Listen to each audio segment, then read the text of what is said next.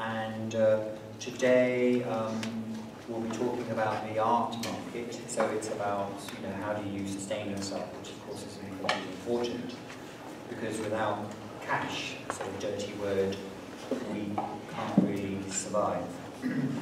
And that also applies to Kyoko Hirai and Shoichi Kitamura, who may have got a little bit lost.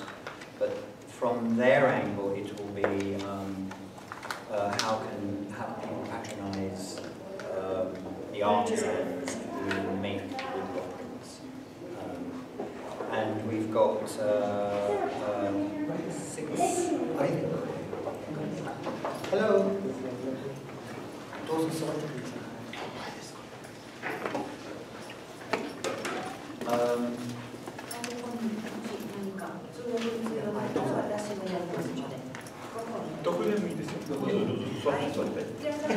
So we've got, well, starting from the right, Florence Neal from Brooklyn, New York, Binnie from artist from Scotland or London really, and then Tuula from Finland, and they will just introduce themselves briefly after this, and Ruth Pelzer-Montada also from Scotland. Oh, sorry, yeah, and Shoichi Kitamura here from Kyoto, yeah, and Kyoko Hirai also from Kyoto. But Florence, could you just briefly tell everybody? I'm Florence Neal. I'm a moku-hanga artist, and I started a nonprofit gallery in 1990 with my ex-partner. It's committed to drawings and works on paper. And we give 4 exhibitions a year to artists through a proposal selection and advisory board. And we actually have flat files on the premises of over 2,000 works. Nonprofits don't usually have artwork. We can make sales. We get most of the percentage to the artist, but it's not our mission. And we're not a sales. We're a promotion of art on this work on paper. And We'll just well, I might come back. Maybe we'll just leave it there, and I'll come back to you. I'll keep this brief. So my name is Binnie. I'm a painter and a woodblock maker. I trained in Japan, lived for 6 years. I work mostly in traditional moku-hanga woodblock, but I also mix it sometimes with contemporary techniques, mostly traditional woodblock.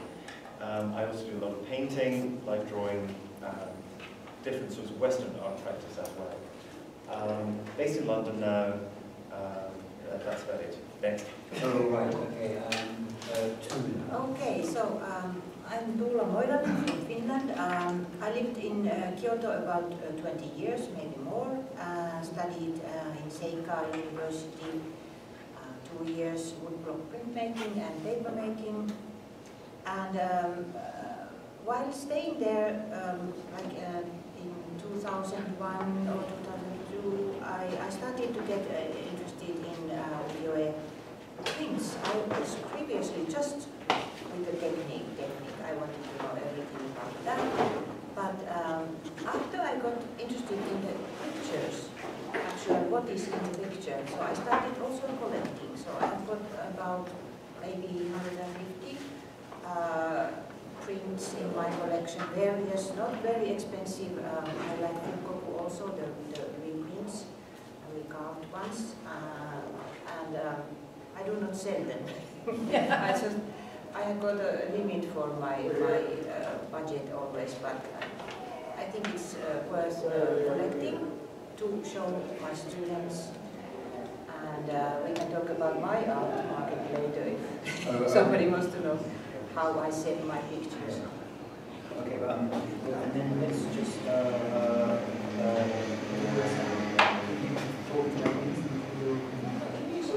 No, very briefly, just introduction about what you do.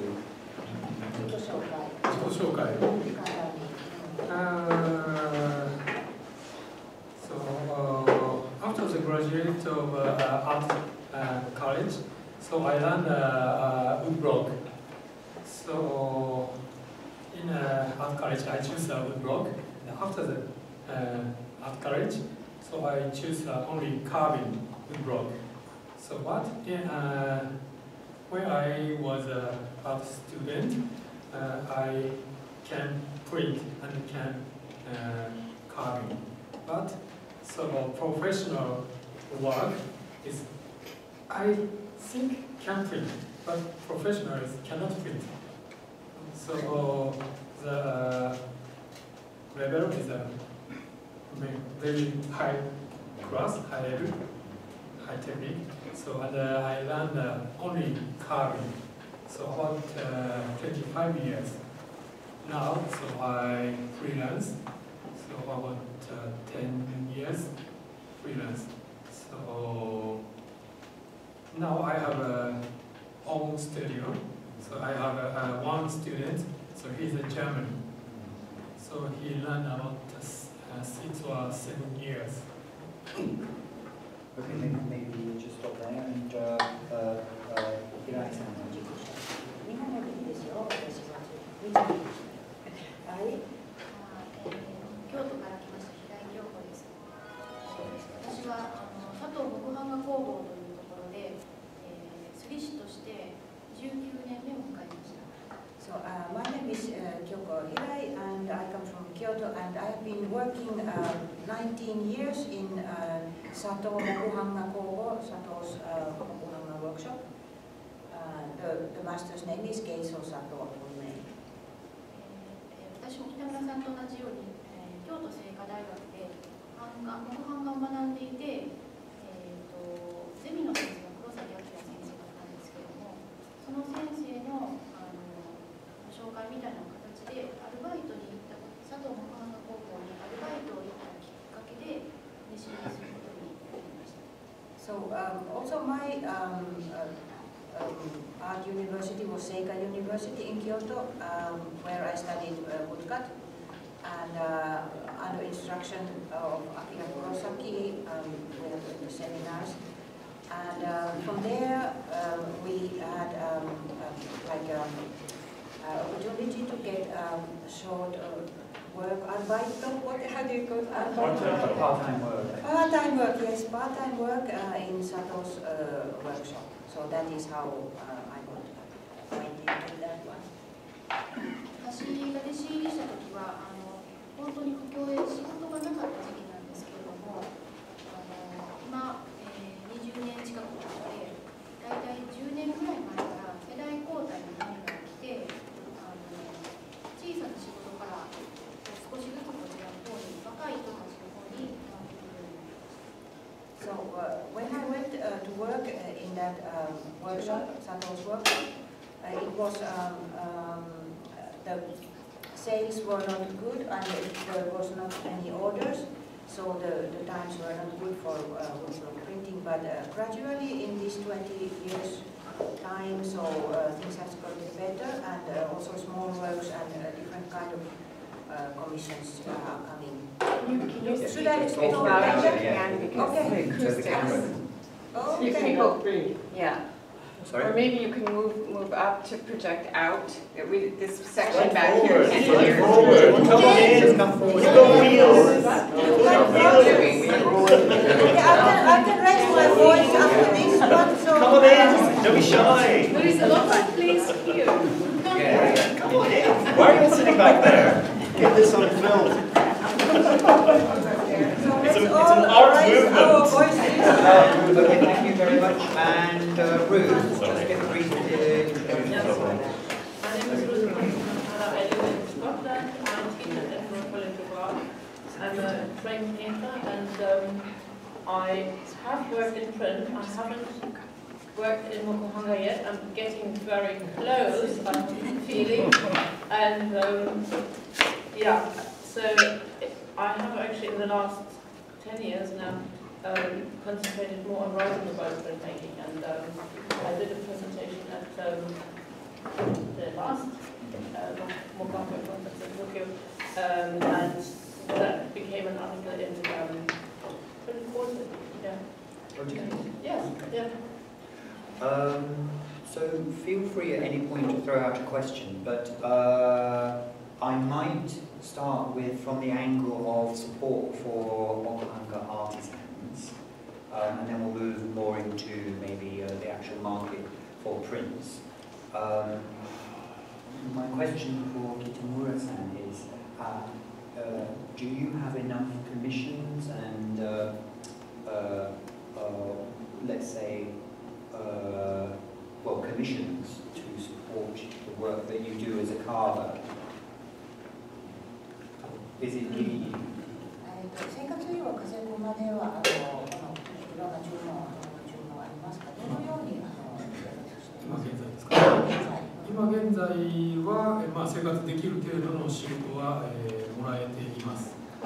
So at the moment, I'm good with commissions and orders coming, so no problem at present. それは以前に勤めていた会社からの注文であったり、水産系の仕事であったり、あとは大学の時の先生のところの手伝いに行ったりという形でいくつか小さい仕事をまとめると、トータルすると生活ができる程度。So there's variation, so not only commissions of ukiyo-e or fukoku prints, but also fukoku, it's the ring print, and yes, with all prints. So there's a previous company where he worked, so sometimes getting work from there, and then helping with teachers as a printer. So the daily bread or rice comes from different sources. Most of these commissions and work coming from Japanese clients? お客さんは日本人ですか？ほとんど日本です。外国には売ってない。売ってるところですか？だから注文する会社はみんな日本。日本の会社が僕に注文するけども、その出来上がったものをどこで売ってるかは僕ははっきり分からない。The orders and the commission come from Japanese companies, but he doesn't know where it goes afterwards. So maybe they sell also abroad, but it's another rule, so he don't ask that. Work with Book Andrew? Yes. Yeah. Just explain what that is. Yeah, you worked with Brooke Andrew, the Australian artist. Yes. Yeah, quite a big one. Yes. Yeah. Ruth, can you just tell everybody what the Brooke Andrew Commission is? Because I know you talked about it 3 years ago. Okay. Brooke Andrew is an Australian, partly, I think he's half indigenous artist, so that's partly his theme. And at the Impact Conference in 2011, there was a series he called Danger of Authority, which was a print series consisting of 7 lithographs, 3 screen prints, and 2 very large moku-hanga prints. And these prints were based on lifestyle journals from the 1950s that he had found in New York when he was at residency. So he used those very lavish interiors, and they were superimposed with a headline from, this was in 2009, from the news at the time. So you had something about Iraq or whatever was going on at the time. So it was that contrast between the lavish interiors and the contemporary world, and also I suppose the political and economic background that made the wealth that was depicted possible. And the interesting thing was, for me as well, was the reproduction of what was essentially a photographic image through moku-hanga. And I think I did talk about that in relation to labor, the idea of labor. I wrote about it again from another angle in terms of photography, so that's published in a photography journal now. Yeah, I haven't told. So I see here, like the artisan probably is not selling the piece of work, so he or she is selling the craft, like the That's skill. right. Yes, that's So right. that is also equally important. So probably artists have different angle there, or do they? Yes, that The was. skill, selling the skill is probably also when we teach, we are kind of selling our skills and our knowledge. I If mean, we get paid, if we get paid. do you, for example, as well, do they think that they would like to, with the maybe the greater attention paid to moku-hanga, do you think they would like to see commissions coming from abroad? 例えば佐藤さんの工房で外国から注文とかあればもっと増やしたいですかとそういう話ありましたか？増やしたいとかいう増えてきています。増えてきてます。外国からも。外国からSo at the moment it seems that there is already like foreign orders coming.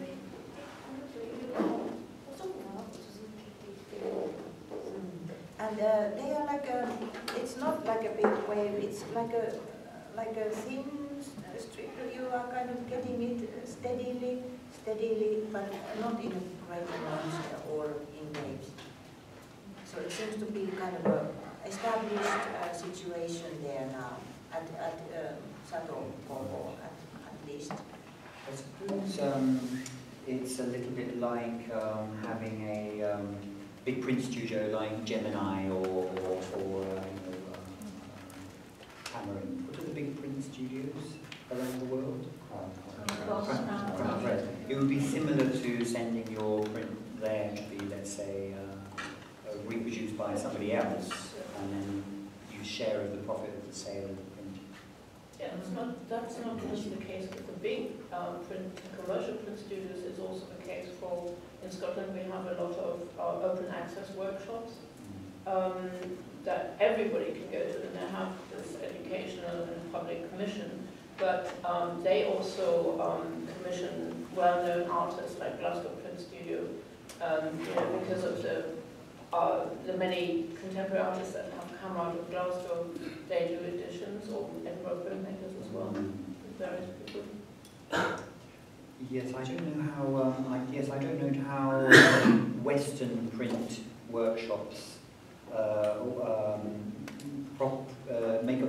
make a living from producing prints for other artists. Is it done on a kind of 50-50 basis? So I'm just looking at it, because I know you used to work in. No, but that's good. Oh yes. Because you used to work for a publishing house in Japan. Well, yeah, I've actually worked for 3 workshops. So the one in Tokyo, I would say, had to be completely self-sufficient, so it had to be commercially viable. There was no funding, there was no academic support. Yeah, so they had to basically split it into 2 sections. One was a very commercial reproduction type printing to basically bring in some income. And the other side was really choosing a few artists each year, maybe 1 or 2 artists that we really wanted to do a collaboration with to create new work. The second workshop was in Singapore, the Singapore Taiwan Print Institute, which I'm not entirely sure where or how much the funding comes from, but I'm assuming it's government supported, but I know they have to do a lot of fundraising and sponsorship and all that kind of thing to keep going. So, yes, sorry to interrupt, but I mean, Kitamura-san, do you think, and also Hirai-san, do you ever think it would be the case that you would commission, your workshops would invite an artist to produce, you would produce something for, let's say, a well-known artist, and then share the percentage of the sales in the same way as perhaps these, Western style workshops. Was this a question for, is he willing to do that, or is he willing to do that. わかりましたか？もうもしそういうアーティストはあまり有名な方ではなくてもアーティストは北村さんの工房を頼んで、一緒に作品作り、エディション作って、それが一緒に売ったら、そこは自分の委託を取って、パーセントを取って、一緒にやろうかという話があったら、どうしますか、受け取りますか。あまり名前はなかったアーティスト、有名ではない。基本的に売れた分の何パーセントかもらうっていうやり方になると、どれだけ売れたかの管理がこっちではできないので。The problem here is if he takes that kind of commission, so how can he be sure how to manage the sales? So how can he be sure how many did the person sell actually? There is always a risk, and then this bookkeeping is very difficult. Especially if it's a foreign artist, so you cannot kind of communicate so inside the country. なので、もう最初にスタートするときに、これだけの仕事を取るならこれだけかかります。って言って、そこでもう終わってしまう。In his case, so it's better to decide first that his carving work, printing work costs this much. So that cost will become part of the edition price. So in that way, he's kind of without worry about the future. So he says, so it's a risky. It's like a gallery project for the masterpiece, if you say. But in this case, it's different. So it's better to be safe to have a kind of fixed fee reversed. Right. That does make a lot of sense, because really, a craftsperson is selling their skill to the artist in order to enable the artist to make the artwork. Really. So, of course, they have to be paid for the job that they do, and it's really up to the artist if he or she wants to have a woodblock print, then they have to pay a carver and a printer in order to get the final product. That makes a lot of sense. I think that's Yes, very normal. I think it's good. Well, that sounds quite healthy then. Yes. In the case of these two, so that's good. So they're wise. Artists, I have noticed many artists and printmakers, they have no sense of money. So sometimes I have organized international exhibitions, and when I take my Finnish friends' work, they ask me how much is the price for this. So I said I don't know. You have to fix it. So it's very hard to understand these price levels, and they know everybody work a lot for that one print. So, but when it becomes selling it, so suddenly you forget how much work did you do, how much energy, material you used for testing and making the final. But so it's kind of that situation makes the head go blank. So you feel very shy and timid there to put the price. Paul, how do you set a price, let's say, to your work? Is there a kind of international standard? Yes, and in fact nowadays, so I've been making woodblock prints for 25 years, and so now I've got a list price for the work that I produce, and it tends to be influenced by size more than anything else. Like certain prints of a certain size are one price, prints of a different size are a different price. And a long time ago I had to realize that you have to work out how much you want for this thing, and then double that to be the selling price in the gallery, because the gallery will take half of the money. Yes. Oh, right. So the selling price is here, and what I get is here, halfway. Right. So, I mean, that's just a logical thing that you have to work out. So, I think a lot of people who do this as a sort of hobby don't really think about fixing the prices properly, and then it can be a disaster. So, right. I've been doing it for a long time, so it's something that's usual. So there is a fixed price for everything. Another thing is you should keep to your price. Yes, always. Not just because you're selling to someone. I mean, it's a family and a studio, but you shouldn't, like a non-profit, oh, we can sell cheaper there. Can't do. No, you have to have a market value for your own work. And I think you need to decide that your work is at a certain level because of what's involved in it. and that's supported by your galleries that sell at that price. Right. Everybody must sell at the same price. That's right, and they say that if you undervalue your art, you begin to set a lower kind of expectation. Yeah, I mean, equally, I don't think you should overvalue it. I don't think you should put some crazy price on it. But I think you have to understand that the price doesn't just represent a single piece of paper. It represents the years and years of skills that have gone into making that got you to the level to make it. So, you know, it's the same with any artist in their career. At a certain point, the price will be a certain price, and that's it. But if a client comes to you directly and says, well, sell it to me for half price, that's all you'll get from the gallery, you say, no way. But that's not Retailers, good because galleries get angry. I mean, I never would. Because Yes, also, it's collectors, a you problem. know, another collector is realize, you know, they pay too much. Exactly. And I think as a working artist, you build up a relationship with your gallery. That they're representing you, they're selling you, they're introducing you to you, they invest in you. So you can't cut them out of the loop in that way. I think that's actually really underhanded. I think it's very bad to do in practice. Yeah. So. Yeah, I wonder whether there's a sort of larger issue because I've never personally pushed my own work, so I was very interested in this panel, and so I've been reading up a little bit, and obviously, I mean, it's not as if there were any big surprises, but obviously this issue of knowing one's value comes in, and that's the first thing that comes up. But I do wonder whether there's a broader issue in the sense that culturally, artists, not just culturally, economically, and art institutions themselves ask artists are often asked to do things for nothing. Because, and several people have pointed out, because artists, everybody knows artists do their work because they love it, and it's not like doing a 9-to-5 job. So they must love it so much, or as one of my friends once said, oh, it must be wonderful to be creative all day. Then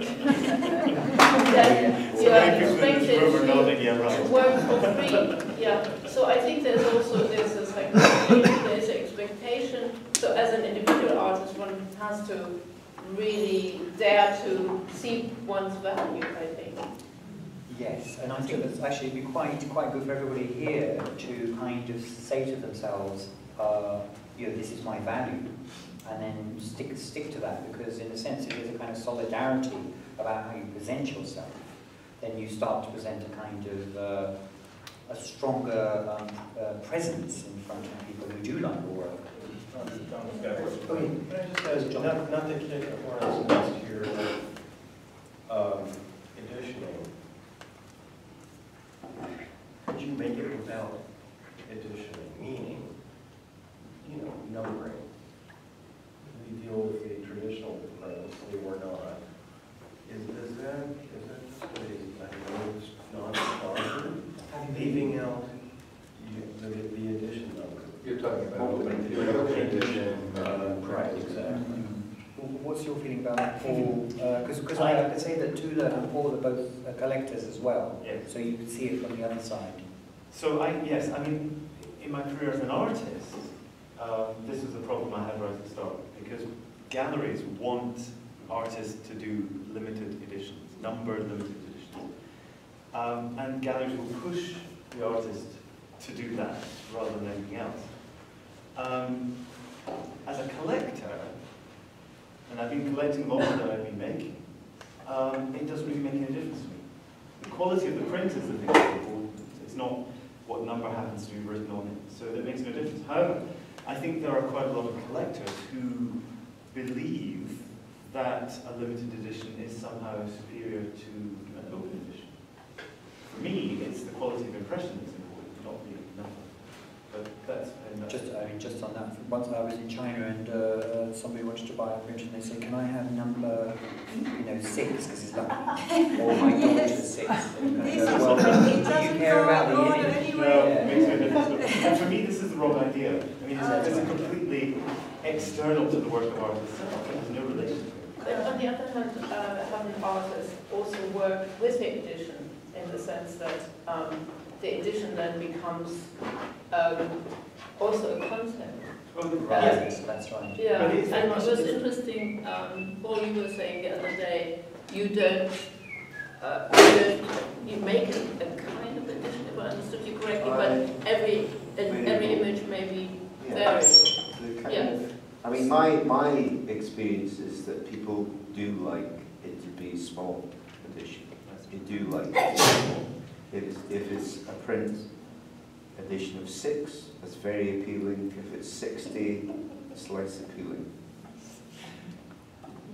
I come from a different space with that because I tend to think, if you're thinking about traditional Japanese ukiyo-e or shinhanga, you're talking about enormous editions. But then you could buy them for a price of supper. Well, I mean, that's an old story, the two boats, It has relevance, thing. you know, if an edition of 10,000.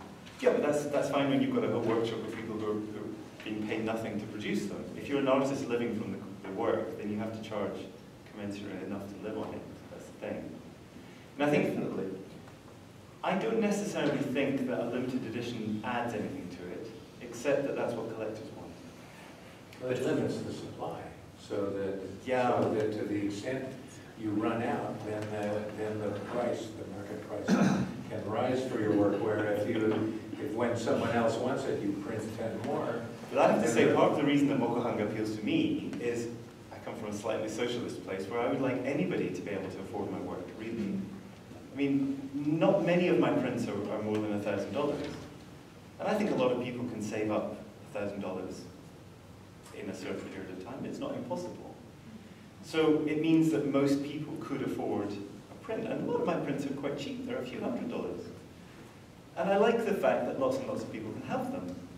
So that's against the idea of the limited edition in a sense, because I want people to own the things I make. I'd like them to, if possible. What about if you happen to make one print and the blocks disappeared? Would you make that the same price? Well, if it was a one-off and the block somehow magically disappeared, I don't think I'd ever sell it. I'd keep a hold of it, because that's going to be interesting for the future. Someone wanted it. It's going to be more expensive, isn't it? So much for socialism. Socialism for me. It's interesting It about has happened to me. I proofed a print, two prints, posted the blocks, and they disappeared off the face of the earth. And I actually have kept the prints. I have a That's question fine, that makes on me this. happy. As I've asked several different artists, and that they seem to all have a different editioning number. And how often is this more that you're trying to keep the edition low, and how much of this is the tolerance of how many prints you can make from a set of blocks? And that seems to be, when it comes down, when I keep questioning these professional artists, it's like, well, I really can only do 40, or I really can only do 200. But there's a wide, it's really tolerance more than it is thinking proactively, oh, my collectors really like No, it. Physically, the blocks will take literally hundreds Yeah, and hundreds yeah. and hundreds of impressions. So that's not the reason for limiting the number. It's nothing to do with... Yeah, but I'm talking about their tolerance for printing. Oh, their They physical get bored. personal tolerance. They get bored of the print, and I can't speak therefore to other they're. people's boredom. It's really more boredom than it is. It seems to me than actual forethought of I'm controlling the market. There's an element of that. There are also many artists that have got drawers full of editions of prints. Yeah. I'm one of them. I've got hundreds of my own prints. Hundreds. I The thing is, have yes, oh, sorry. No, Continue. No, I'm going on too much. Got you. Well, I have noticed a problem, like in my own art markets, when I design a print, I'm not a rich person, so before exhibition, I always think, okay, this is the work I'm going to sell, and while printing, I decide the price and everything. I think this will be the best selling, and it never sells. And I have got a series waiting for the buyer. But when I got I get excited, okay, this is fun, okay, I could somehow get into the print. And I make a small edition, maybe 10, 20, that's my usual. I never print more than 50 is my maximum, but usually it's 15 or 20. And I print that, and then suddenly it sells like crazy. Like then the gallery asks print more. I say, okay, my edition is full, so what to do? And I have a policy that I can print 5 extra with AP marks. I can sell those. They are not but I cannot print any more. So that is kind of a. I always say that that's edition number is 20, but this AP I have printed 5 more. So the buyer always knows that this is a kind of a second round or extra prints similar to the edition, but being not marked with numbers. Would you ever do a second edition in a different combination of colors? Well, I don't do that, so somehow I'm fixed with the original idea. So maybe there is some variation if there's 10 years time between order comes after 10 years. Do you still have this? And I've got the blocks.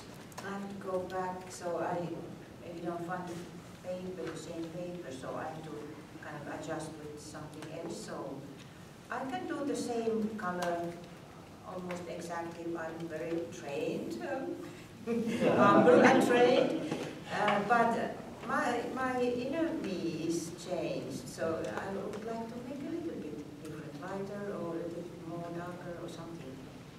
But because the buyer wants to have the earlier image, so I'm kind of affixed to that. And that feels work. I feel my work is like my life. I'm printing, it's like natural. But when commission comes from earlier work, and I have to do that again, so it's kind of going back to that age, back to my old self. I have to say, this has happened to me quite a lot, because I'm up to about 180 something print designs that I made. And some of the designs within the first 50 or 60 have sold out. And I've sold out the few artist proofs that I made, there's nothing left. But people always want those designs. And it's always the ones that were already sold out. And it's tempting to, when you're... Well, for me it's not, because I destroy my blocks afterwards. So that's not... You do destroy them? Yeah, my blocks are always destroyed afterwards. Okay. After I complete the edition, the blocks are gone. How many people here destroy their blocks after they finish the edition? I destroy my blocks when I How do you destroy your blocks after they're destroyed? So that's... Do you think... Well, so Karen does reduction prints. Well, so naturally... I never had that question. Nobody asked for a whole one. Yeah, that's very good. There was, I picked something up that you said, and you said that there is also the issue of, in a sense, well, what you like, you know and you don't know your audience, your collectors. And so I suppose the question is, if we start before that, how do you get there in the first place? Because to get collectors, to get the gallery. And I think that goes back to the issue of value, and how do you value yourself, and not only that, but also what is one's position. Oh, this is, I think it's a German expression. I saw an art consultant in Germany, and I showed him my work, and I said, do you think I could have a show in Germany with this? And he said, yes. With this position, yes. And I was like, oh, okay, so I have a position. And so this word, I think, is quite useful, having thought about it, because it identifies who one is as an artist. And I think, so that also means, how do I present myself as an artist? Right. How do you get position? Pardon? How do you arrive at your position? Well, that's the work that one does, and through discussions with other people, I suppose. I think that's another thing that it seems it's important. I think everybody here talks about their work. So how do you do it? I'm curious in the context of this consultant and what he meant by that. Yeah, it was this idea that it was an identifiable aesthetic with a conceptual and... Okay, so your unique take on art, you had a unique take, yeah, okay. I think you just made an artistic identity, right, at that point in time. Yeah. Yeah. Florence, do you, So that's... as a gallerist, can you see somebody who's got a position? I don't think my position. Then I'm an artist, suddenly I'm an artist. Right. I'm going to go back to the editioning. Actually, to me, moku-hanga, I like the fact that there was lots of free prints that they just kept going. To me, that's free, not, it's almost, and I can make like mono prints. I don't have to make this perfect. I do edition, but I like the fact that I can use parts of prints. And as far as Kentler Gallery goes, we've sold a lot of proofs, and it's the print. People usually have not said, well, I want, occasionally they said that, but they usually just want the image. And I mean, I guess if there's an intermediary between the artist and the public, it depends how that intermediary is promoting or showing or describing that work to a certain kind of buying public. Yeah. But I'm an artist. I do sell things, but I'm not a salesperson, I'll admit. But we make sales. We've sold drawing. Somebody called right after the election and bought a $4,000 drawing, so that was a good sign. But it is the work. The work speaks for itself. I mean, you have to have the vehicle, and no one sees it. I think one of our issues is where is our audience, and how do we... Are you specifically, our work on paper, in fact, you said? Yeah, non-profit. Yeah, work on drawings and prints. But how do we, where's our audience, and how do we create, as a group, how do we help to create this demand? Yeah. Karen, do you sell is your work sold through many different galleries, for example, in the States? And are they all works on paper galleries? No, they're all different media galleries, and I've dealt with probably anywhere from, currently now about 7 galleries, but I've had another variety of different galleries that have changed, some have retired, so it's endlessly variable. I actually like not being in just a print gallery, but interesting. Then it's works on paper, it's a unique being in that gallery, and I think that's an advantage. Sorry, from Australia? Yeah. In Australia, if you have a good relationship with your local council, they usually have a community space somewhere that you can exhibit in for no cost. You just have to go to them, put in a submission and say, look, here I am, this is what I do, or here we are, this is what we do, we're a group or an individual, it doesn't matter. We would like to exhibit from this time to this time, or do you have a schedule, or what's available? And they'll say, oh yes, we've got a function coming up, or a committee meeting, or this or that, and you can hang in the foyer, you can hang in the... And this is moku-hanga, yeah? Yep. And would you get a good response in terms of the market? Yes. Sales. You get... Yes, it's all about sales. Put the price on it. That's what I'm saying. You aim to sell, and you get commissions out of that. You get sales. You get... In Australia, if you're building a community piece of architecture, you have to spend a certain percentage on art. So, for example, the ambulance centre was doing a new centre, and they'd seen a council art exhibition, and they said, who are these artists? We want local art in our new ambulance centre. The hospital did it as well, so the hospital had local artists furnish their walls and so forth. Would say the ambulance centre so buy prints because prints are, in some senses, perhaps more affordable than but were you selling, your work was selling in, if it wasn't selling in a print gallery? Would you be selling in a gallery alongside sculpture and oil paintings and so on? Yes, yeah, but I want to bring up another tact, and it sort of relates to what Florence was asking. I've always been puzzled in comparison in the print world. Our collector base is not focused on the prints made by the printmakers themselves. Unlike in the ceramic world and glass blowing world, their collector base is so adamant about upholding the whole market. Those collectors invested in the magazines, they are doing ads, and it's all for keeping their investments, of course, because they've already invested in all these artists, but that collector pool are the ones that elevate those art fields. In printmaking, it's very complicated because we have these hierarchies. The hierarchies of the publishing houses that are making the prints, and those collectors and that wherewithal that those publishing houses all have the budget to promote in a different way than the self-publishers. We're all self-publishers.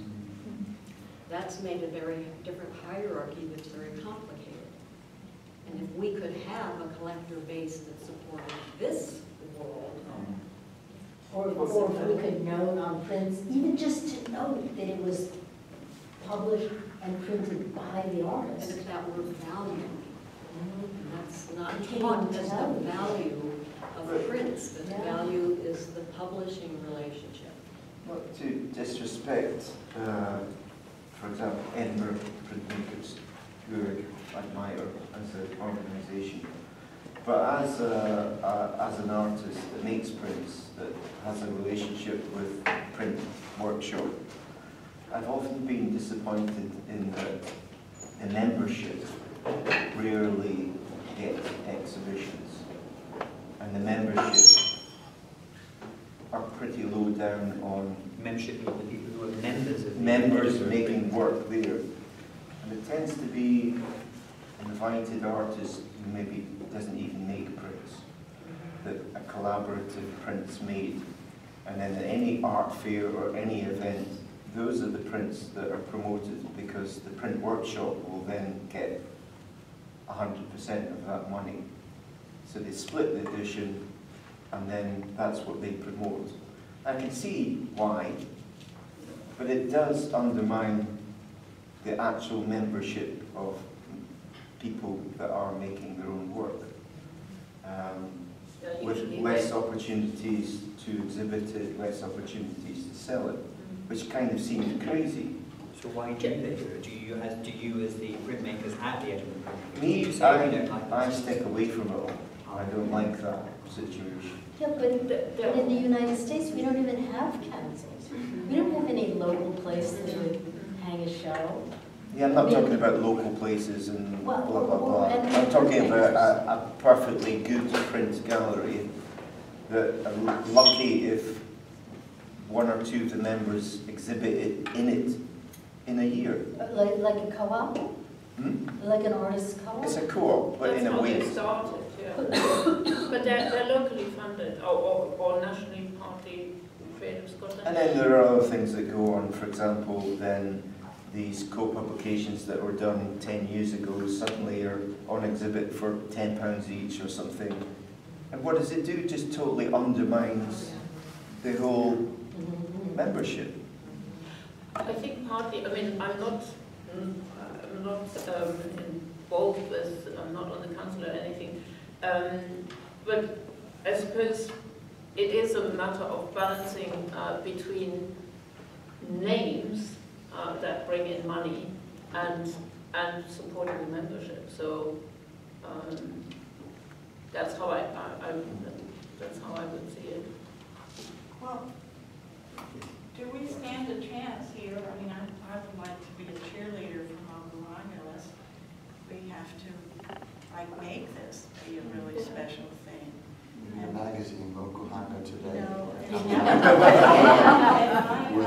experience at Kent, when people, we did the show, I curated the show for April, was in New York State Moku-hanga artists. Japanese Americans and two Smiths and April. And people's faces, I said it this morning, they just changed when they came into the gallery. The work just made them happy. And they couldn't, and an artist came up and said, I don't buy art, I've got to have this. What is this work? So, let's take advantage of this and work together. And, Claire, you were talking about the word moku-hanga. Let's have fun with this. Well, anyway, now it's a word. We're not saying, it's always written, Japanese woodcut. We're saying moku-hanga and what it is. But let's get it out there in any way we can. So you show a lot of work on paper, but when you hung the moku-hanga on Japanese paper, people were especially taken with it. They could see the completely physical characteristics of it that were different from other shots. Do you think, are you in a sufficiently, let's say, populated area, or your people will come from sufficiently far away to, let's say, sustain continued sales of moku-hanga month after month, let's say? I can't say that, because we are a non-profit and we're off the beaten path. But we are a draw, and we have a website now, and I would like it to be a resource. It said that for moku-hanga. She's in a growing neighborhood. When she moved there was nothing going on. Just to go back to this question of expression, assuming in the show that you just mentioned, you explicitly use the term moku-hanga for the show, and Paul, for example, I think you did as well, Mara, specifically use the term. To what extent today do you believe the usage of that term certainly isn't going to attract heaps of people, but does it bring some kind of particular ownership or exotic, this is different, this is not a print? We have to tell people what it is. Sexy moku-hanga.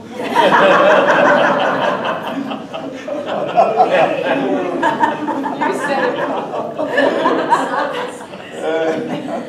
But also there's something that Karen was mentioning. I tend now to exhibit in exhibitions with paintings or sculptures or in that other context, and not particularly in print exhibitions. And I almost never will put prints in a print browser, because to me it belittles the experience of the work. But you do refer to it as moku-hanga, right? I do, but and usually it's print. I mean, this is the thing. But how do you explain it? How do you explain I say it that it moku-hanga and they doesn't? go, what's that? Japanese woodcut print.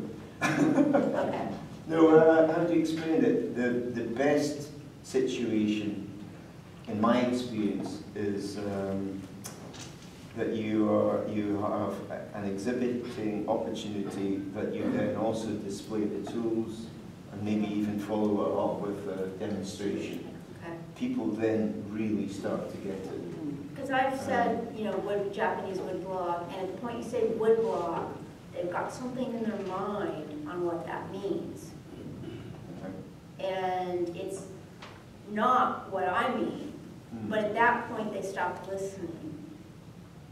I'm going to say something like traditional Japanese magic on paper. Yeah. I like that. I'm going to use that. Japanese magic on paper. Can I say? Sorry. Let's ask how these traditional workshops are promoting themselves and the editions. So, is there a way they do it themselves, or is it all up to the buyer or something? So, are they just working, or do they promote themselves? 聞きたいことはその工房でも北村さんも自分の方から何かプロモーション、自分の紹介のありますか？例えば自分の仕事を売るように売るために何かありますか？工房の方から、あるいは注文する人の方から、画廊の方からそれがありますか？そうですね。あるいは自分でいろんな実演とかあるけど、それはどこから注文が誰か実行する？私の場合ですと、例えば紙のメーカーの泡紙ファクトリーさんだったりとか、あと一番最初の実演は海外の実演なんですけども、国際交流劇の。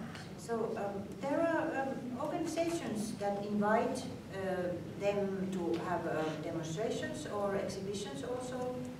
Japan Foundation was one, and Awakami Factory, you maybe know the paper making mill and also making Japanese paper for printmaking. So they organize events where they are invited. でも自分から佐藤さんも何か自分からは出すとかアイディアはありますか？そういう。佐藤さん、うちの師匠からはないです。So they don't actually come forward themselves. So they need somebody to find this workshop to get it out. Kitamura-san? No. Promotion. So homepage. 今はFacebook しかないですけど、そのぐらいですね。Could I just mention 3 points that might explain that, just based on talking with them over the years? And one is language.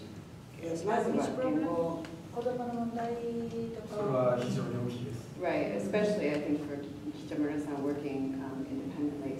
So language is one issue, one limitation. The second is website time. So I think Hirai-san has said that the Sato shop has for a long time been aiming to put together a website, but time, resources, all of that are an issue. And then the third, I think maybe this isn't true for Kitamura-san, but in the Sato shop, and this may change with generations and with time, but Sato-sanの方はなんか売る方、売る側というかどう言えばいいじゃないんですね、工房の方は。So so Sato, as the master printer of the entire workshop, he's still very much in a traditional mindset where his shop is the middleman. They don't deal. They don't have a storefront. They're not going to. It's really shying away from any sort of money aspect of the work, and you know that maybe with time will shift. Yes. Adachi has an extensive website, and they sell a ton of stuff online. Yes, I think so. Adachi is in Tokyo, the ukiyo-e printer. Yeah, the English language website. Yes. It's a different paradigm, I guess, though. It is, that's exactly. They're doing They're doing reloaded productions.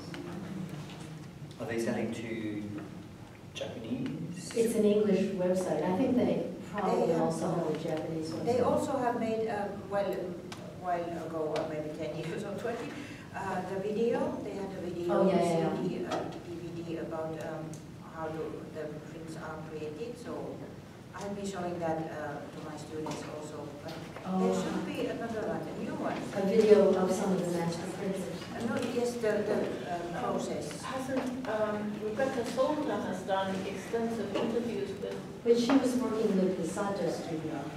No, that was for her own work. But she's also done extensive interviews with masters in Japan. And as far as I know, I can't remember. It's one of the 2 Japanese foundations. The material is all located there. And it's really waiting to be used and made presentable, available. At the moment, it just sits there, which is another enormous resource. I'm not quite sure how it was done, whether she did video. We started out independently, I think, for her own interests, probably in relation to her book that Ralph mentioned. Yeah. But Rebecca Salter's woodblock print, how to book, but it became so big, and then she decided that she wasn't going to do anything personally, and she turned them over to the Sasakawa Foundation. What did she do? Yes. She did this was probably, what in it? 10 years ago. No, it was more than that, in the 80s, maybe late 80s. No, it was later. Yeah, so I don't know. But she did a series of interviews of a variety of, the network of makers. It's a little bit. It's film. With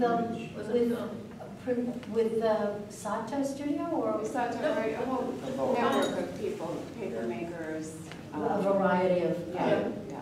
So she documented work and then decided not to complete it?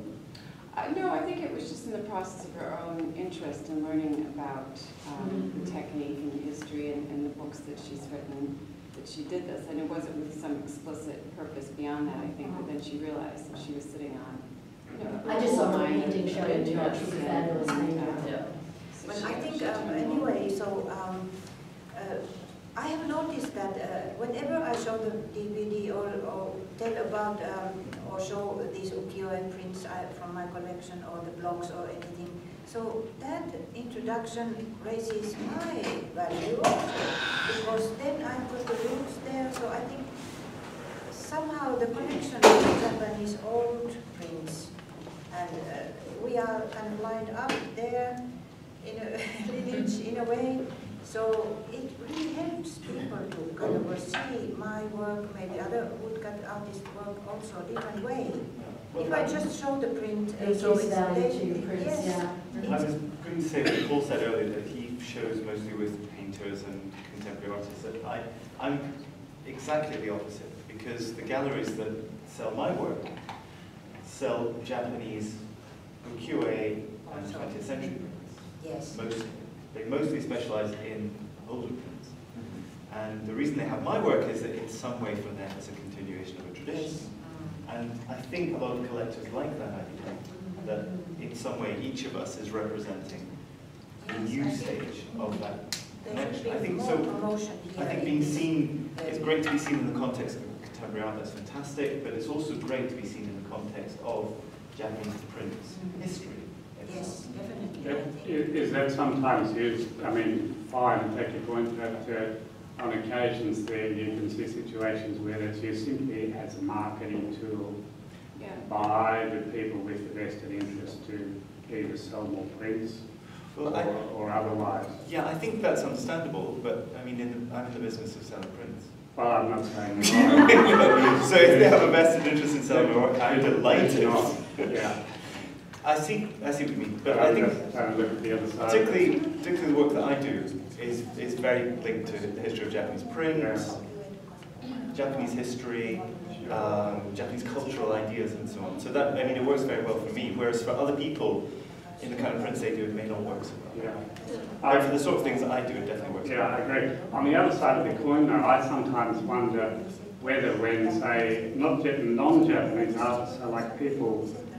A lot of whom are, say, here with this exhibition titled Moku-hanga, to what extent the viewing public or buying public comes along and maybe after they kind of work out, moku-hanga is woodblock painting, whether they see that as an advantage, i.e. within the context of tradition, as you've just mentioned, or whether they see it as a desperate attempt on our part to clasp onto, this exotica of Japan. I agree. I think sometimes an identification with moku-hanga is a good thing, and sometimes I've heard people saying about me, it's being reported back to me, he's working in this craft, and they're kind of like, well, our gallery sells sort of,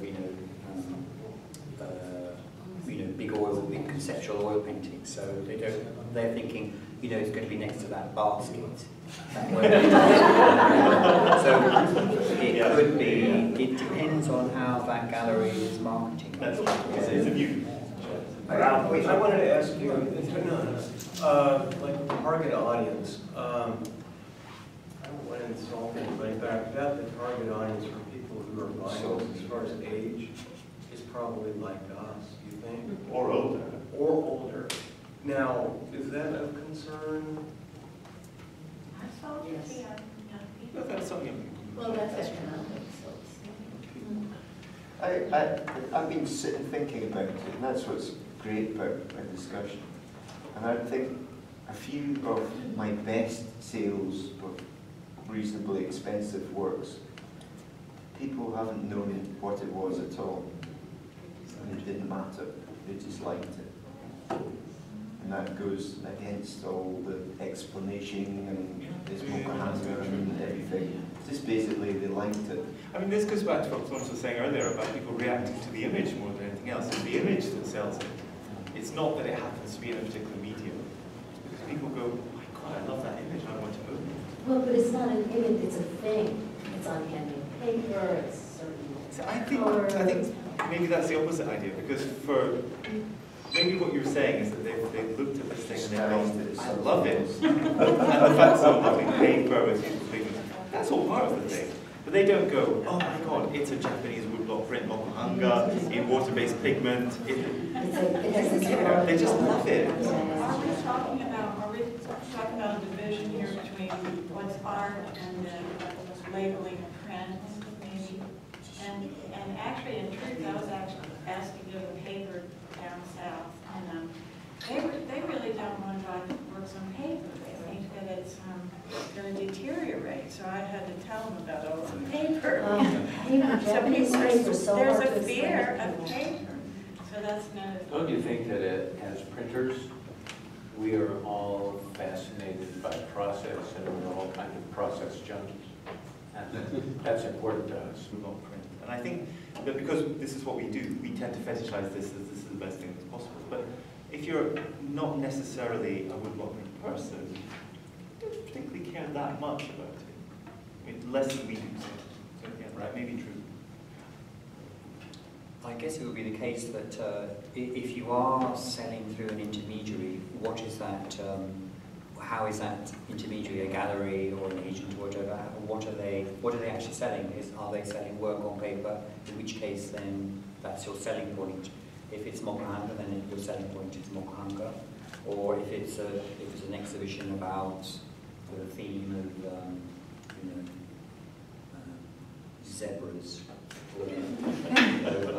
then that would be the selling point. So what I'm saying is, it depends on how that's being, whatever it is being marketed. Because I mean, to what extent is there a bigger market for Japanese doing moku-hanga? Do people who are not Japanese, do they look? Is that somehow a non sequitur? Well, I think there's an interesting thing there that the same object can be marketed to people in many different ways. Right. So it can be marketed as a contemporary artwork. It can be marketed as a traditional artwork. It can be marketed as a Japanese print. It depends on how it's being promoted to a buying public, how people will react to it. It's not just the buying public, it's also the reviewers. Yes. Most artists want reviews, and it might be if you call yourself a moku-hanga artist as opposed to, say, a woodblock print artist, it might have quite a different effect to the reviewer and make or break. And Paul, you were just recently, Paul, you were just recently in an exhibition in Glasgow, and it was called, what was it called? A cut. And could you just explain that a little bit? It was the director there, John McKegney, curated an exhibition which in many ways reminded me of the exhibition that some of us were in, the I can't remember what it was, two traditions of woodcut printing, two traditions. Oh, in Connecticut. And what was interesting was that there were oil-based woodcuts, and then there was suicide moku-hanga prints. And this, I don't think John McKegney set out to do that. It was called Cut. But what was nice was there was quite a large section of Japanese moku-hanga and a lot of very interesting Chinese prints as well. And some of them very large. Which were involved cutting? Yeah, watercolor-based woodcut prints from China. Was it Glasgow Print Studio? Glasgow Print Studio. It's a lovely space.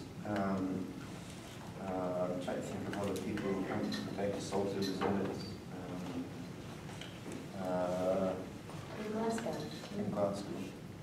It got good reviews, nice, hardly any sales. So critical success, but hardly any sales. I mean, the whole sales thing, I don't know about it.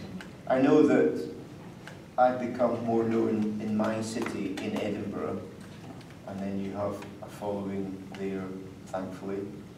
And like anything, if I'm exhibiting in a new place like Glasgow, you get interest, but sometimes it takes a few more hits before they go, oh, what's that? It seems to me like moku-hanga, who's buying? You need to get some great It fashion seems to me models. 10 years ago you would not have had a show like that. Yeah, no, absolutely. 20 years ago, nobody heard of it, nobody knew what it was. Yes. And then there started to be a few exhibitions. There was one in Union College, and the one in Connecticut, that was, how long ago was that? 10 years ago. No, more than Maybe 15 years ago? Yeah. And that was like the beginning of people understanding that there was a difference between oil-based woodblock and water-based woodblock. And now it's grown. Now people know, I mean, people who are interested in such things, crazy people, know what moku-hanga is, and it can be Yeah, labeled that it way. was a really interesting exhibition. It actually had artists, Scottish artists that did moku-hanga in the 1920s. There was a kind of a wee movement there, beautiful Yeah. things. Yeah, there were a few in the US too. I just, in being a newbie to moku-hanga, but I am a paper maker and do Japanese paper making as well as Western. In the States? In the States. And on the East Coast, and now I'm on the West Coast. And I think we've been talking about two products. I mean, one is galleries and getting things in the galleries. And I had a curator say, nobody cares about the paper. So, you have that. But then in teaching, like you, showing a video or doing a public presentation, either by demonstrating or showing a video or something like that, where people say, I will never look at a piece of paper again that same way. Yeah. We're talking about selling versus getting a public to know about moku-hanga. And we have two missions there, really, that I are think we've been together but separate. We've been talking around about a subject that nobody's mentioned yet, which I think is really one of the major things for all of us, which is the internet. Because I think that has been the thing that has given people information in enormous quantities, an explosion of information about the things that we're all interested in. But physical contact, I used to do demonstrations for the Cherry Blossom Festival in DC and down at the Tidal Basin and the whole thing, because I worked with Pyramid Atlantic, I was their paper maker. And the kids now, I think, get more. We did outreach to schools. It was the parents and the adults that were just astounded at these actual demonstrations where it's in front of them, not on a screen or not on a YouTube for kids to see. So there's some of that involved too. I think you need to have that. Right, so having the tools in an exhibit, I think that's really important too. Yeah, but any way you can get out a little more information so that it becomes not so exotic, but understandable, and that's different than dealing with the galleries. But the galleries would learn from that too, eventually trickle up.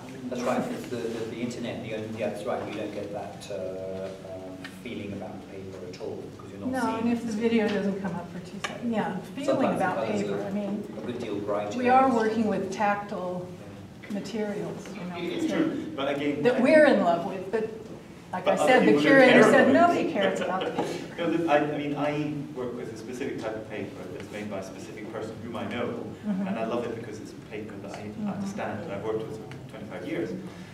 But most people don't care. That's right. What they want to see is an image. So I think for galleries, especially maybe non-profits, having an internet presence is godsend because it brings people direct access to images that they may never see because they're maybe not in a convenient location. And I would probably in my case, like at least 50% of my career has been founded on somewhere online, Right. galleries or my own website or Right, anything. right. Because otherwise people would never really know me. How would they know my work? That's right. So, But that's why I think we're talking about two issues. Does Yeah, the group, does this group want to increase the education by demonstrations and things like that? But then as your individual art, that's how you handle it. Do you have a website? Do you talk to the Kentler just got an NEA grant to do a database a couple of years ago. So we have a website. We're now uploading a lot of the artwork. You can reach so many people. Yeah, and I fought this because, you know, for a long time, because a digital image is not the real thing. We want people to come in. Well, people are scared to go outside their comfort zone, fairs or wherever everyone's going. This is another challenge we have, and I think I'm finding with Kentler, as a nonprofit, it's harder and harder to keep going because there's just so many options, there's so many variables. And we really have to educate, our job is to educate the public on what culture is first, but what it means to support artists and the joy it is. I have some collectors come and they're like artists themselves and how this has taken them in an adventure and what they're interested in. So how can we get to the headlines?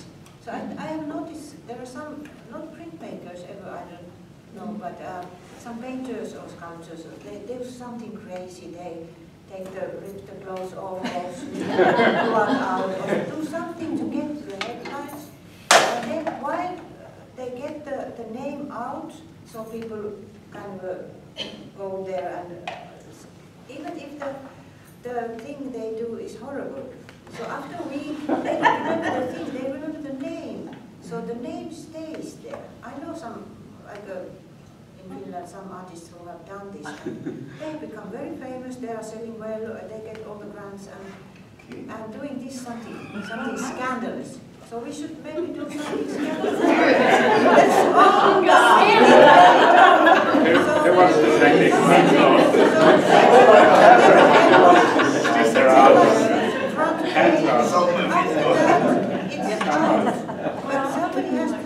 Now, Honolulu police respond to Mokuhanga convention. You start, Tuula. Stop right there. I will be just an innocent bystander. You invent something. Moku-hanga you can do anywhere. You can try to have fun with it. And other places, I was talking to Takaji, and we were saying, why don't we, this is not this sexy part, but you know, there's a hotel or something, and I'm thinking somewhere that would sponsor an artist to have a residency, you know, to work, and you're making work, you have a little show in the lobby, and once a day a group of people can come and watch you working. I mean, you know, we can do anything with this. We have to sort of loosen it up and have fun, and if you want to do the violent thing, Not violent, we should not keep it is true. Mokuhanga gives you these opportunities for education, so you can like tell people about paper, the history of paper. You can tell people, you know, go to a school and talk about Japanese culture. There are a lot of like handles to get people interested, to get opportunities. But that you don't have with other. Young people are so, they need the flash, it comes so quickly, everything, so it's even, if the monitor or the screen in the computer doesn't change in a few seconds, then very nervous, it got stuck. But I think we have some advantages though, and that is they become they're more and more interested in Japanese culture. Yeah, that's you got that. But I think they also are hungering for real things too. I think inevitably this kind of virtual stuff, they will recognize as being thin. Do you guys sell to young people? Is it because some good? Glad you heard it. in economic. Yeah, I'm thinking more of students. I mean, that's what I hear from print colleagues and also photography colleagues, that students go back to analog photography, for example, and they do want more hands-on stuff. Not necessarily good at it initially, so. I think that's... But I find the situation quite fascinating because on one hand there's this very strong international community. So the disadvantage of that is that you are also all over the place. So whereas what I see happening, Edinburgh has never been a big sort of art city for contemporary art. That's always been Glasgow in Scotland. And what's happening now, and I think it's partly it's happening everywhere, that lots of younger artists, they have you know, short exhibition spaces if they can, and it generates quite a great energy.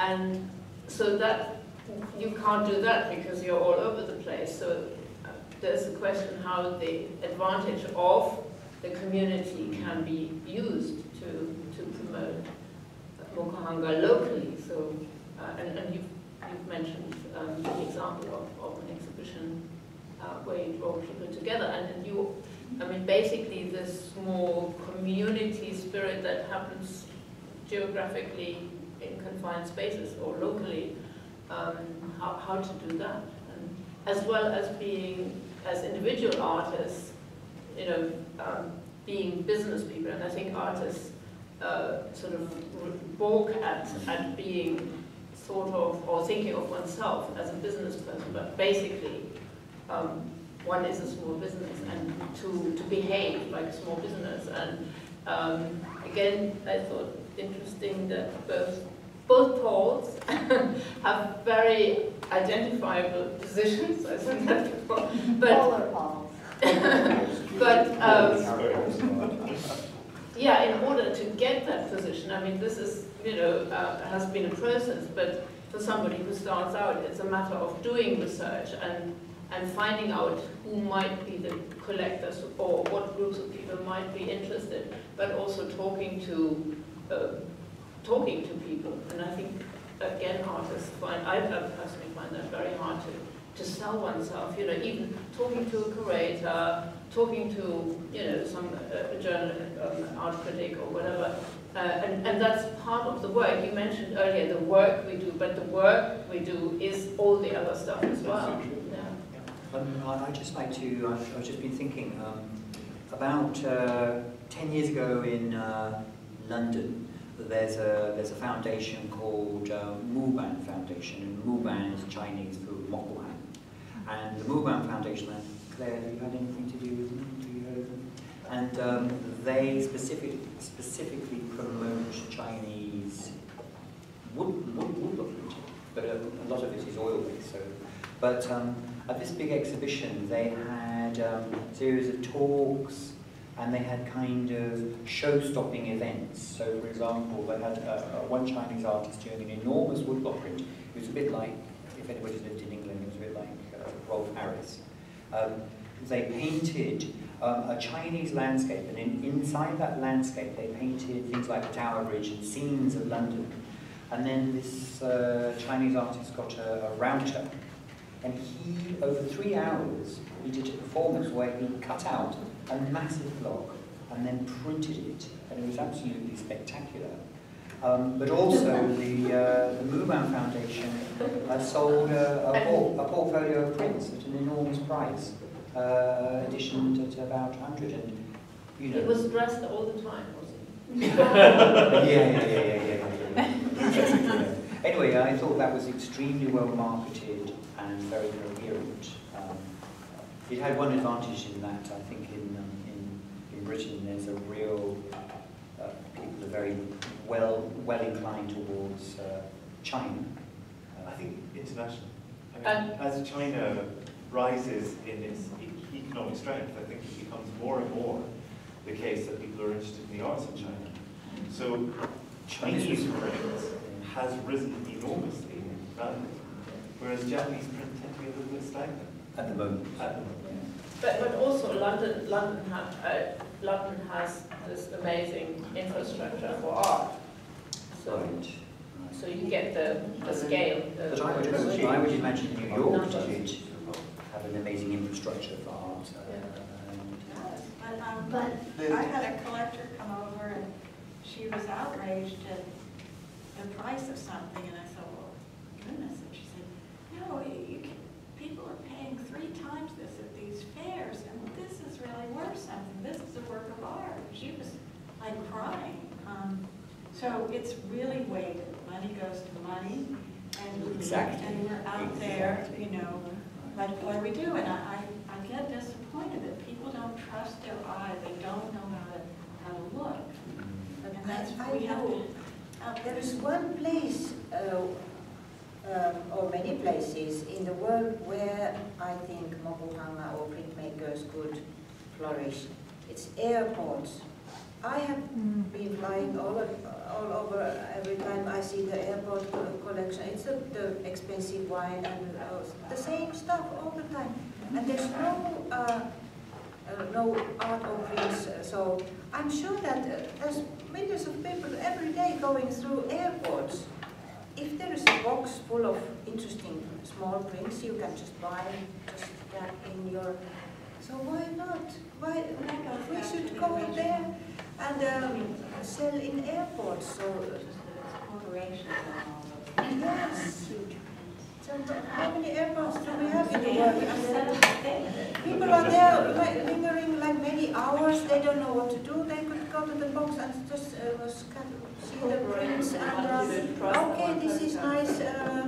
We could run workshops with it.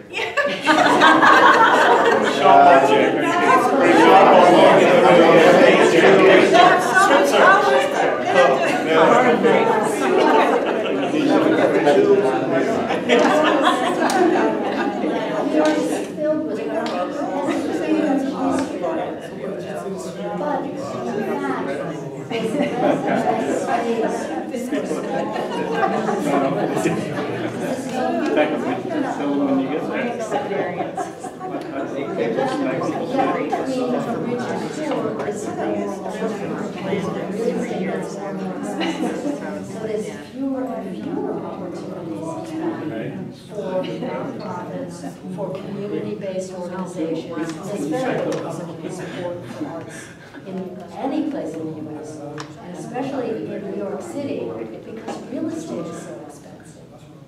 So you would think New York would be good, but in fact, we're lucky to have a few nonprofit galleries like Florence. Are you actually in New York? She's in Brooklyn. Oh, sorry, you just said yes. I just think about that. And a lot of nonprofits have gotten squeezed out in the last 10 years. Yes. So in terms of sense, you have to get out of the expensive city. Yeah, I think it's supports your artists moving out of the big cities. Oh, yes. Yes. I live in a town aren't a lot of galleries in the world. I feel like you have to take the art to the people. So I do show in galleries, but also in coffee shops and arts and crafts there. I mean, we sell a lot to people who would never go to an art gallery. And I think you have to outreach it in non-conventional ways. And it takes packaging. It means you have to package, which is very tedious and expensive. But it's worth it. I just heard from Hirai-san here that there is actually a Narita airport heading to this Tokyo Olympics. So they have got like a promotional demonstrations for Edo ukiyo-e. Yes. So it was just 1 or 2 months before this, so they are starting kind of prepare that event, so sports people will come, but they will see another kind of sports. Yeah, that's really, really good, clever. So we all profit from that, I think, in a way. If you're in a town that has some flash hotels, what you can do is, if you have the time, as a teacher I do it in school holidays, I'll go to the Flashes Hotel and I'll say, are you interested in having an artist in residence? Here's the CV, this is what I do. Give me a room and I'll give you commission on anything that's sold, but it will be a point of interest and local culture for all your international visitors to see somebody sitting there and actually working with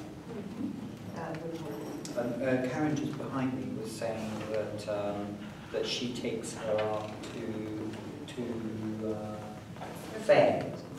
Yeah, fairs and coffee shops and... And do you do a demonstration? No, but I talk to people. Right, so it's kind of similar. Yeah, you're Sorry, talking to people. Andrew, you wanted to say I have a couple of comments. I live in a community where when I've had shows, the local market really won't buy a print for the cost. Are you talking about Italy? Florence in particular. You know, I've had shows and people... Talk about art centers. I can't sell stuff for the price of the print usually.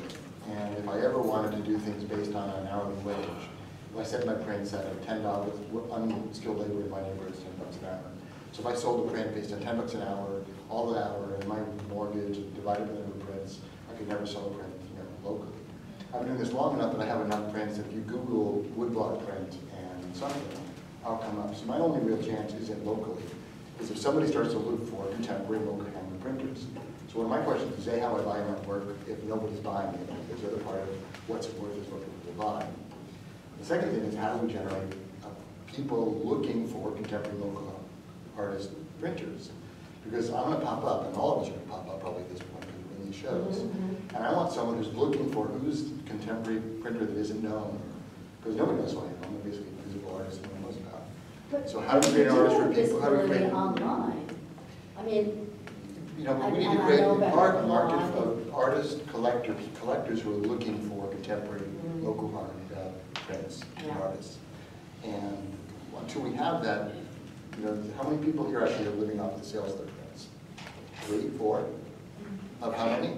So the only way for this to be a market is if we create a market of people who are looking for the work that we do. And I work 6 days a week, 10 hours a day. Yeah, and the flip side of that is how do we market for those of us who don't have a name? How much do you charge per hour? If you had to define an hourly wage for your work, anybody here, what would it be?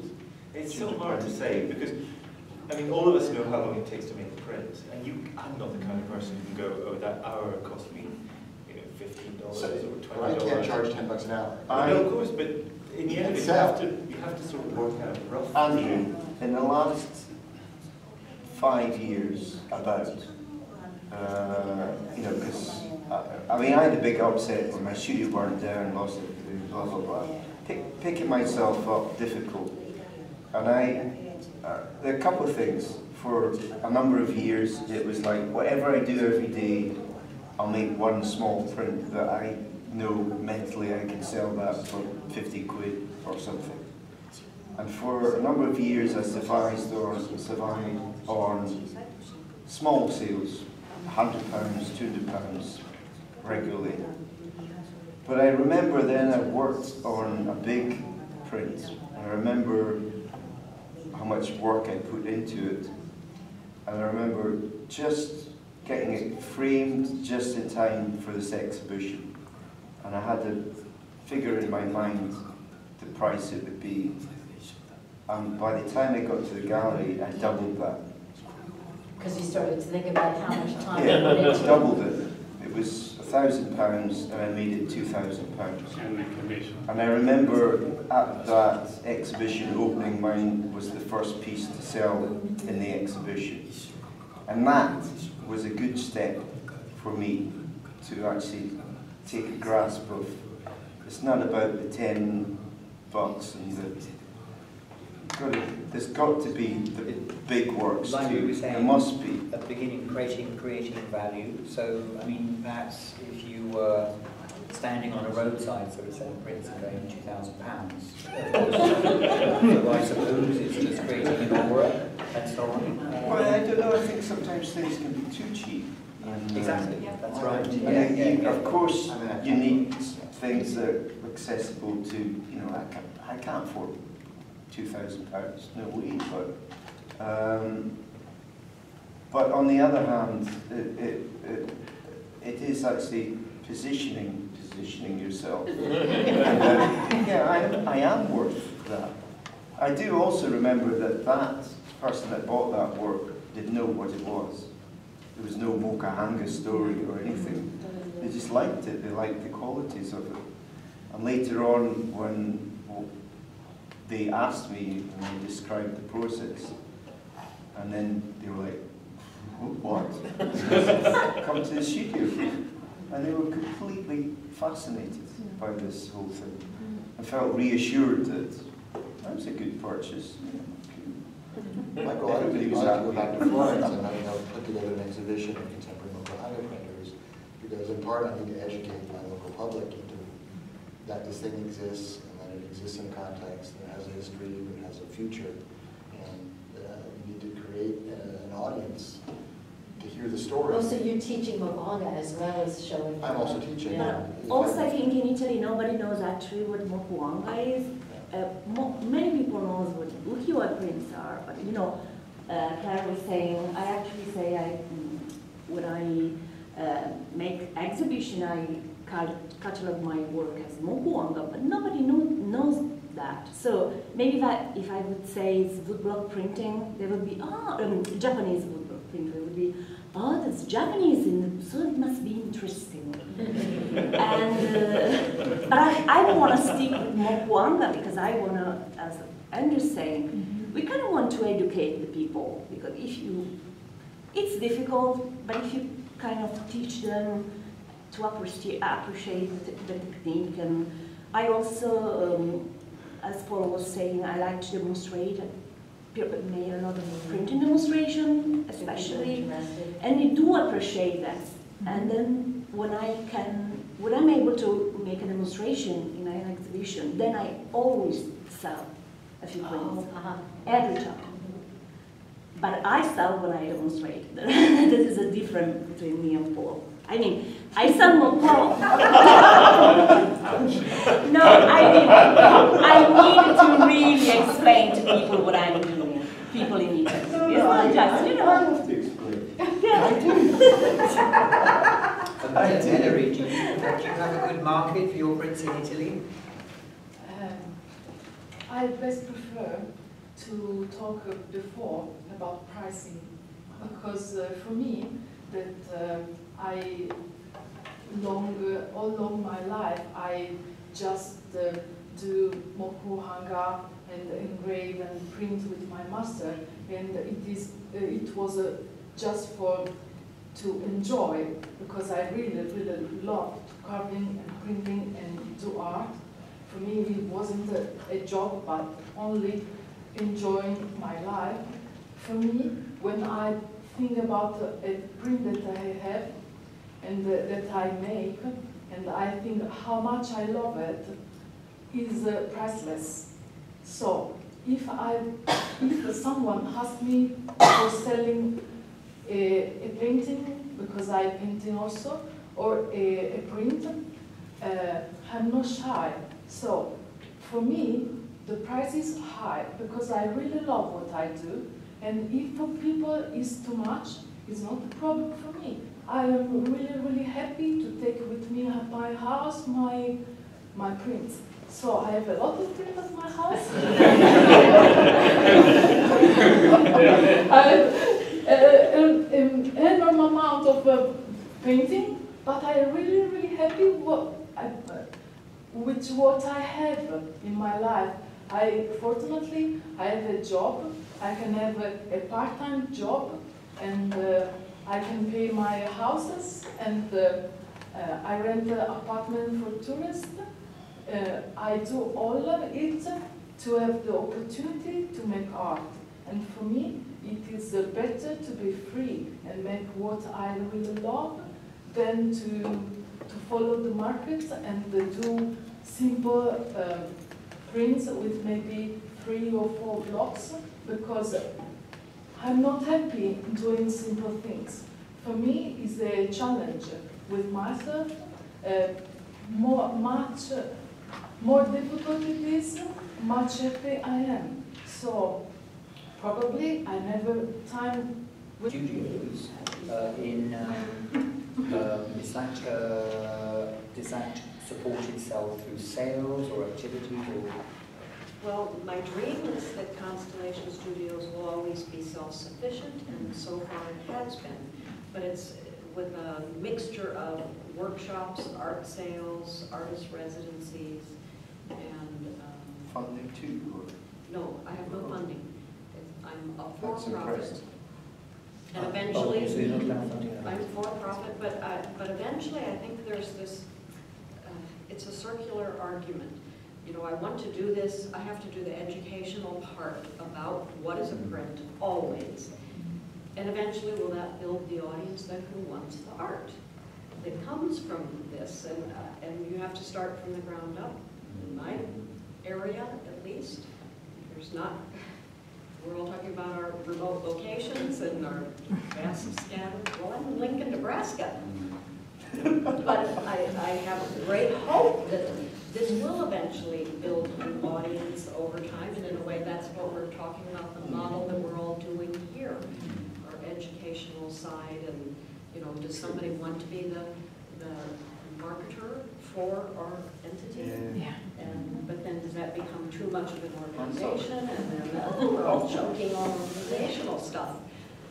But that is how eventually we can envision what happens. We build the audience, we find those collectors that are supporters that would believe in this one unique thing that we would have to sell, which is great images, but you said it, who's got the hashtag for contemporary moku-hanga printers? Somebody's got to get that already, or get the website. Because somebody might want, some young person might want to actually see this as their business model. And there's going to be a young person. Instagram, you can do that. You can hashtag Japanese book. Let's do that What a before the end of this source. conference. Just look at that exhibition. I could pick out 50 artists' work that I would love to sell and represent, but I don't want to make that big commitment. Yeah. But somebody could. You know, as you're talking, Karen, is there anybody here from Sweden or Norway? Karen Helga could not make it. Yeah. She was planning to come. I can only partly describe the system because I came across it and I didn't, you know, it was a while ago. But it was kind of seemed like lots of big organizations, big companies had a system where all the workers, like if we were all the workers, every month you put $10 in a kitty, and this would accumulate over a year. And I can't remember if it was every month also, there was like a draw, and basically the prize was the print. So $10, doesn't matter, eventually everybody's winning anyway. And the knock-on effect was that sometimes they would do other things like a favourite print or a favourite artist would be asked to do an edition for everybody for Christmas or something. Sorry, and the other knock-on favourite artists within the group? Within the prizes that they have during the whole year, that kind of thing. The other thing I remember was that it was a Swedish artist was telling me. He said that there was a lot of events of invited artists that would explain about that print process. So it was an education thing too, and that was always a success for that demonstrating artist because people would, you know, I think in general the price was more reasonable, more low, but you would sell much more work. And the other thing he said is the great thing was that then you had this new public with all these companies that people start to collect work. And you just start to create this market of collectors. Oh, I like that. Oh, I like, you got that one. So like a widget manufacturer or Cadbury chocolate, and companies like that. Yeah, big companies. Oh, big actually, business that's the way companies. they sold ukiyo-e prints. Hey, get all 26 views. On every station, right? Not just one. I like that.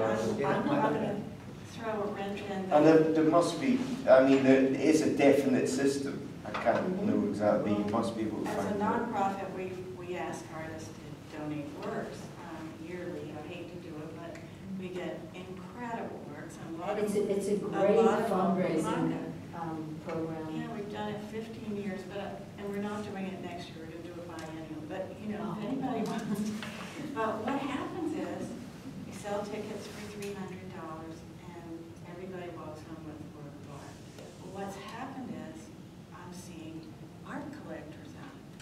Coming to your benefit? My sister, but people now, I have people that are flying in, but it's not happening. So It's a great exhibition too. It's a wonderful place to see. So everybody's a fair level playing field, but what's happened is this, and also the best thing, because we've done group shows for years, people look at the work differently.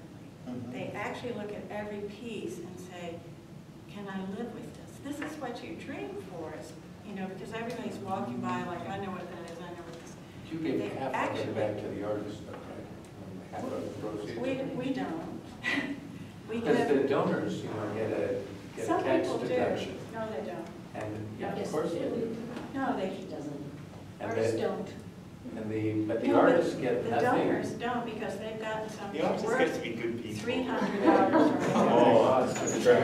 You can beat me up over this, but No, anyway. I was asked this earlier because what people think, because usually at the auctions, the artist's work sells at a substantial discount to gallery price, and it hurts your local market when you contribute.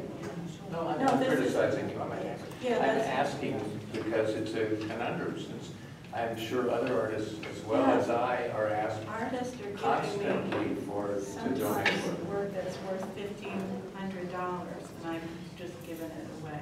I mean, it's a sad thing. At the same time, what we're doing here is they're supporting this gallery, and people have come back and bought things. And but what we need to do is create demand, and I'm seeing it happen. I hate. So every year I give her $300 and a piece of artwork. Well, I do similar things. Time. But it's kind of like asking the architect to contribute his work, because very famous people will see his work. Exhibition and then get a piece of art. So you get exposure. Yeah. Well, wonderful. Actually, people have gotten in a museum from this. And I get to walk home.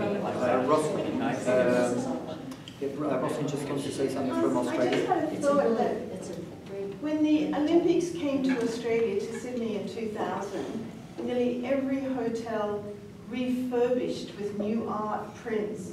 In 3 years' time, it's the Olympics in Tokyo. We should take moku-hanga back to Tokyo. We need to start marketing all those consultants now.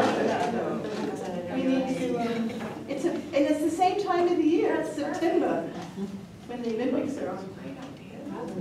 Do you know Just an idea thrown in the... Sorry? Such a line is launching a service of prints, limited edition of prints from paintings.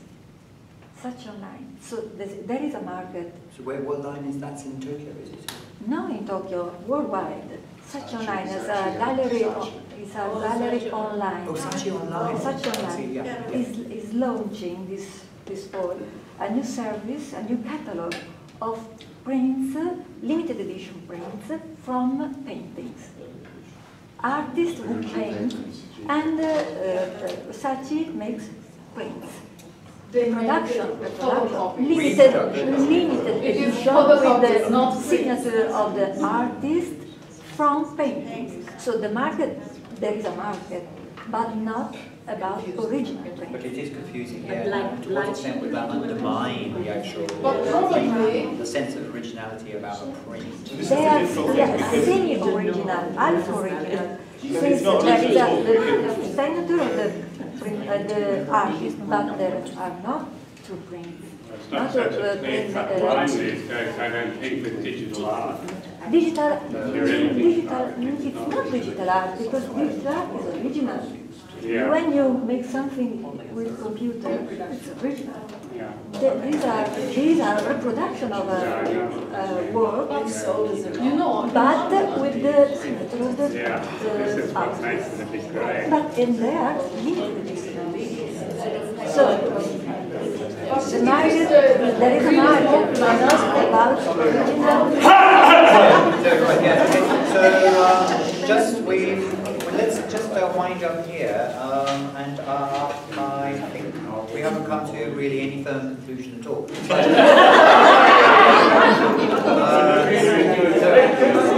I mean in a sense,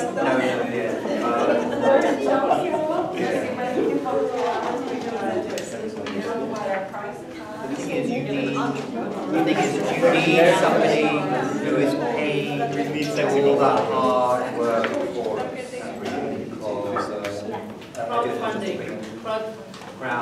Crowdfunding. I think it needs every one of us to go and keep promoting it to our own community. That's really the story. Every one of us has to be an ambassador for Well, there is a question whether something bigger. in addition. I was just a factoid to contribute in this question. I think very much some others have raised this question of creating institutionalizing moku-hanga in some fashion. There are various ways to do that. Some of you, I know, already have prints that are in the archives of the U.S. Library of Congress, but they will keep in their archives any donations. So if you have a print of yours that you would like to donate to Library of Congress, they will keep it and preserve it. And furthermore, if you were to submit that with some association of it being moku-hanga, that is then creating a record within an institution that, you know, if you were at Ralph's talk, he was showing the earliest English pamphlet on woodblock.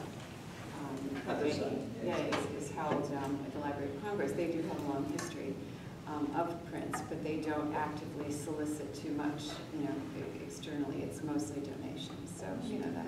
Do you have to be American? No, absolutely not. So that also goes back to what we were saying at the beginning, to creating value as well for woodblock prints. Something everybody can do when they go home, just because you've been at the conference, is write a news media article about yourself in the third person and quote yourself and put in a very clear headshot with you standing next to your moku-hanga print, no smaller, with caption, very sexy title, and send it to your newspaper. Right. And hashtag it with number sign, IMC Hawaii 2017. Yeah. And Right. share it on Yeah. Instagram and Facebook and Twitter. And any grants bodies that have helped you get here, mention them, of course. With them. And then the byline goes to, after you wrote about yourself in the third person. Make up a neighborhood famous artist. We do it all the time, and the newspaper editors or I don't know, whoever brings the news in Australia, they get $50 for every article that they publish. So you're giving the guy in the news office $50. Because he doesn't have to do work. Make sure you spell check it and stuff. I try to give him $50, it doesn't work.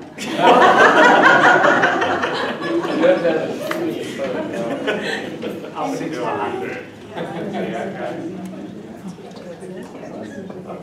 Social networks are so important. And everybody knows that we're in a forum. Is it .org? No. It's a Facebook group. Okay. You can get to it from Loren Forum. Yeah, we can. All right, well, we can keep on discussing afterwards, but maybe Jay wants to turn off the... I would like to. Very wise. very much, Dave. Thank you very much.